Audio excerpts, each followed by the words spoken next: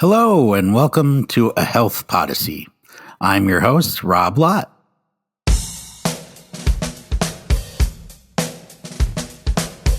It was the summer of 2009.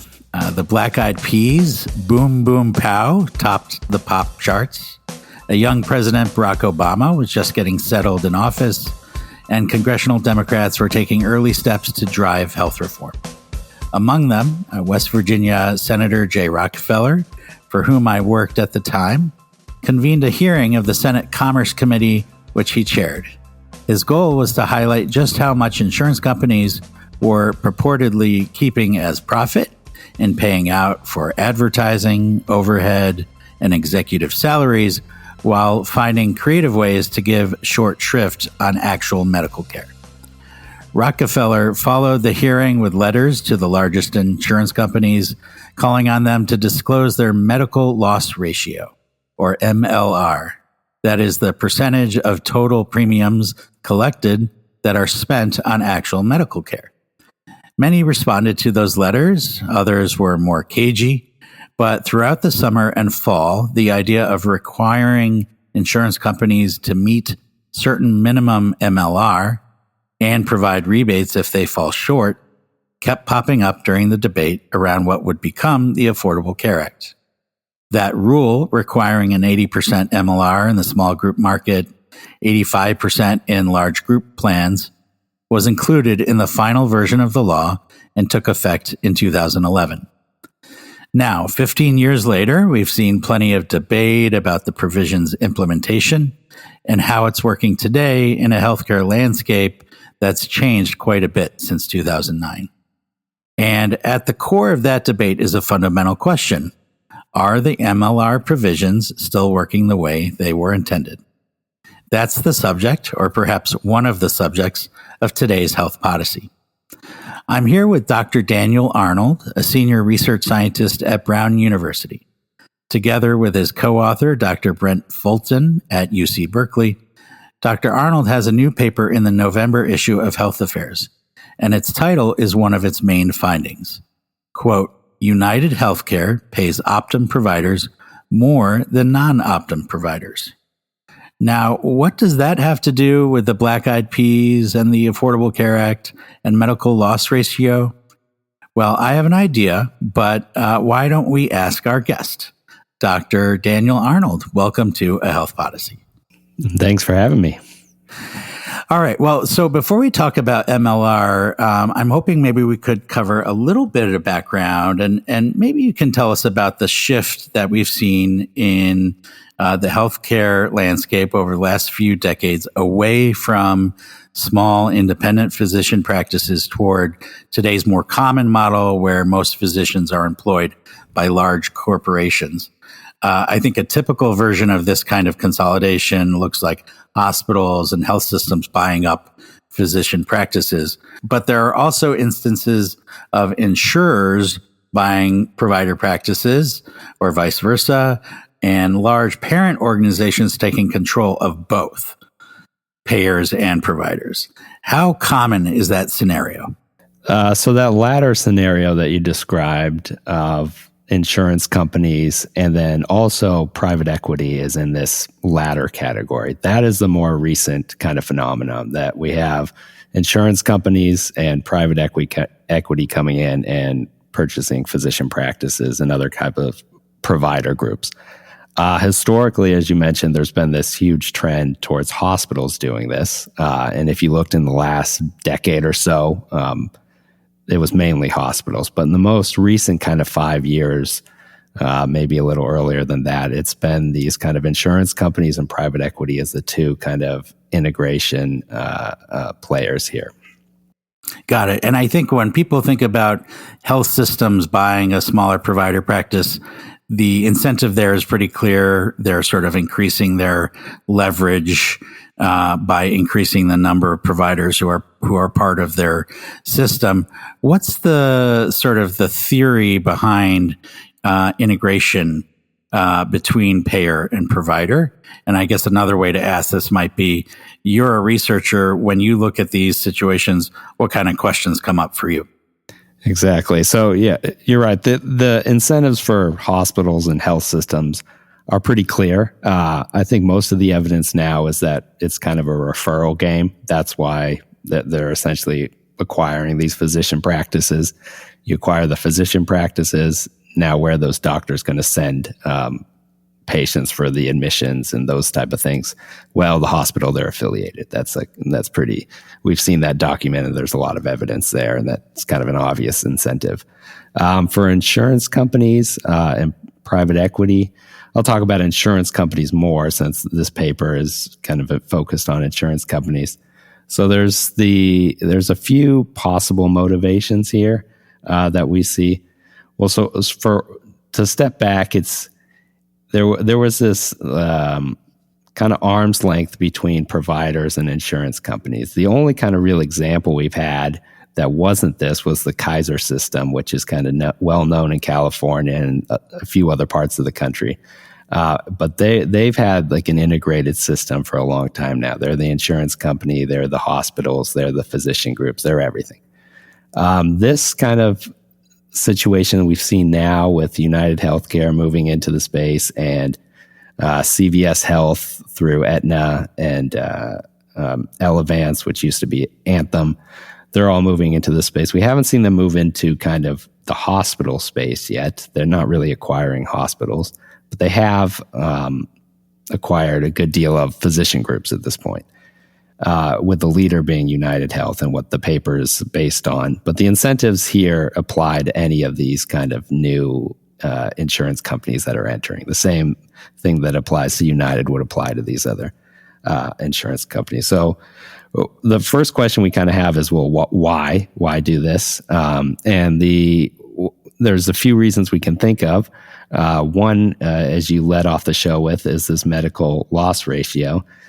So you do have to, by law now, provide a certain percentage of the premium has to go directly towards medical care. And if you don't meet that, then you end up having to reimburse consumers that difference that you fell short. And this can end up being billions of dollars for an insurance company. So you do not want to fall short of this medical loss ratio. And so if you are an insurance company and you have this provider group that is part of your parent company, you could pay them more. And so you keep the money in-house, but you then are making you're going to pass that threshold that you might not have passed previously. So that's the medical loss ratio is kind of the most obvious incentive we see. There's another incentive you can think of if you're and it has to do with this concept called foreclosure in economics. So you have these competitors out there. So you can think of other physician groups, the ones that aren't part of your parent company. They're your competition. And by paying the physician groups that are part of your entity more, you give them more resources. You can also kind of funnel your health insurance enrollees to them if you'd like. And then that makes the competitive pressure on these outside physician organizations that much greater. That's also a possibility. I think it's a less obvious one, or it's a little more difficult to do that than the first, just kind of MLR gaming. But those are kind of the incentives we see, and that's what kind of interests us in terms of research questions. Okay, great. Well, you mentioned research question. Let's talk about your paper specifically. And I know you looked at UnitedHealthcare Group, which comprises both an insurer in the form of UnitedHealthcare and a provider group in the form of Optum. Can you give us a sense of just how big of a presence these players are in the market? Yeah, so starting just with the whole parent company, with United Health Group, which owns the insurance branch, UnitedHealthcare, and then also has the provider group, Optum. So the full parent company, Forbes does this list every year, the Global 2000, the largest companies in the world. United Health Group is the 17th largest public company in the world. So you start there. And then you go to the insurance side, which is UnitedHealthcare. That is the largest health insurer in the United States.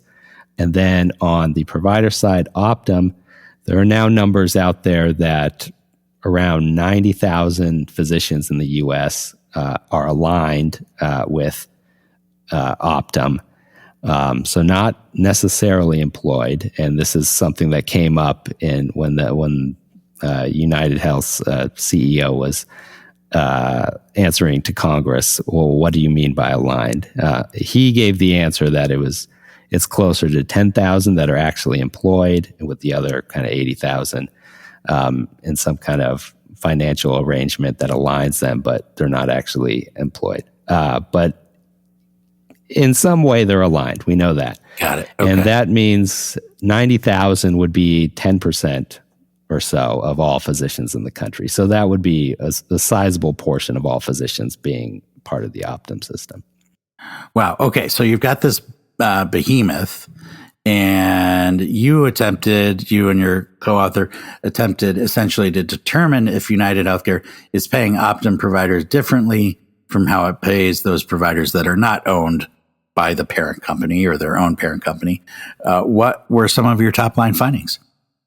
So the headline result is that if you look at that difference between Optum and non-Optum providers, it turns out that UnitedHealthcare is paying 17% more to that Optum group than the non-Optum group relative to the other large health insurance companies in the country. So in our data set, there was Aetna, Cigna, and Blue Cross Blue Shield.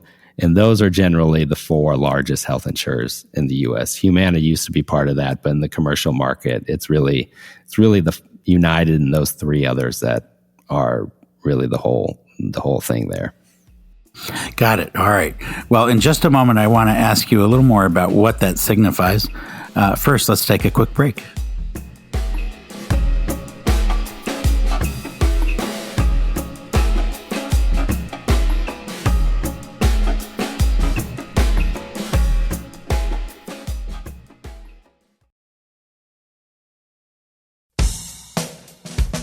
And we're back. I'm here talking with Dr. Daniel Arnold about the differences in how UnitedHealthcare pays Optum providers compared to how it pays non-Optum providers. And I think you just a moment ago said that basically they're paying 17% more to Optum providers compared to other insurance companies. Did I say that right? That's and if correct. So, yes. Okay. And so what do you take away from that? Why is that significant? And does this align with what you expected when you started the study? Yeah, so that, and I guess a follow-up result there, and something that ties into kind of what we hypothesize, is that when you look in the markets where UnitedHealthcare has its largest market share, so they're like the dominant insurance company in that market, it turns up, if you have a lot of market share and a lot of market power, it's going to be easier, or there's going to be, you're not going to be forced to pay the amount of premiums to meet the medical loss ratio. Like, competition's not going to drive you to, say, pay 90% or 95% of the premium in terms of medical claims. There's less competition there, so you're not going to be forced by competition to surpass that threshold. So one of our hypotheses was that in the markets where they're dominant as an insurer company, you're going to see this difference of them paying Optum physicians more than non-Optum physicians. It's going to be like more clear in those markets. And that's what we found. One of the results is that in those markets where they have a lot of market share, a lot of market power, they pay Optum physicians 61% more than relative to their competitors, the Aetnas, the Blue Cross Blue Shield, Cigna. So that was something we wanted to test, because if you think this is an MLR story, then that's where the MLR kind of gaming would most show up, is in those kind of more heavier market share, heavier market power kind of areas. And so that's kind of the idea with that result. Got it. And you said, if you think it's an MLR story, I presume that's sort of what motivated you to kind of start this investigation, if you will. Do you, at this point, feel like that's what it is, an MLR story? And I guess how definitive can you be in your statement based on these findings, or is there subsequent research and investigations that need to take place? Yeah, so my feeling it is an MLR story, and others I think are feeling that as well. Just because the incentives are kind of obviously there, and there was a nice piece that written in the Forefront series, the Health Affairs, recently that lays out the incentives in much more detail than we are able to do in our paper. So I'd encourage listeners to look there. But based on those incentives, it seems like there's that's kind of the obvious thing that's going on here. For us, so this one of the ways we were able to do this study is because of the hospital and insurer price transparency rule that came out a few years ago. And now before we were never able to see like exactly the price that a certain insurer would pay a certain provider. We'd see kind of an average of all the insurers, what they'd pay a provider, but we wouldn't see it broken out by UnitedHealthcare, Aetna, et cetera. The price transparency allows us to do that. The downside there is that it's still pretty early in the price transparency era. So what future studies will have to do is really do like more kind of a longer kind of look at this. So we kind of had a snapshot of prices at one point in time. If you look over time and see the same sort of thing, that will be more definitive, I think, evidence of what's going on here. So essentially, you're pointing to this scenario where in theory, the insurer is paying these providers in-house a little more so that they can show that they've hit the MLR mark, but they're not actually paying for additional or better or improved medical care. So essentially that they're sort of wringing some extra money out of the system, or maybe even just kind of moving the money around in order to kind of meet their obligation to MLR. And so in that sense, I think it's fair to say that under this theory, they're sort of undermining the original intention of the law of the MLR provision. And I guess, is that consistent with your take on what's happening here? And then are there other potentially problematic pieces of this process that we should be wary of or attuned to? Yeah, I think it's clear, and more evidence. I think we can start looking at this now, but more evidence will make it even more urgent that we need to look at this. But the MLR regulation as is just set up in a way that allows this sort of gaming. And it's almost, it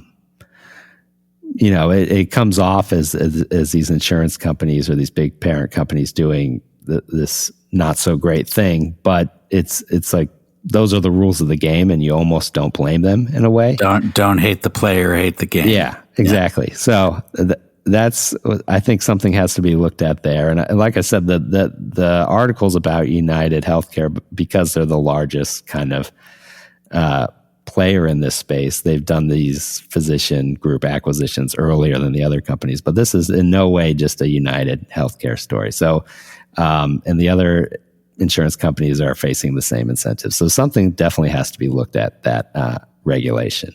Circling back to this idea of foreclosure or foreclosing other practices, it seems like that's kind of another area that's separate in a way from MLR gaming, but perhaps they're sort of synergistic in a way that, like, once the health systems are engaging in this process, it also kind of creates a dynamic where they're pushing some providers out and keeping some in, and it becomes a little more ruthless as a result. Is that fair? I think that's right. And I think why I think it's less of a concern at the moment is while UnitedHealthcare, we'll take UnitedHealthcare as the example again, and Optum have a good amount of market share kind of nationally. Within local markets, it would be hard for like Optum to just not take insurance or not take patients from other insurance companies.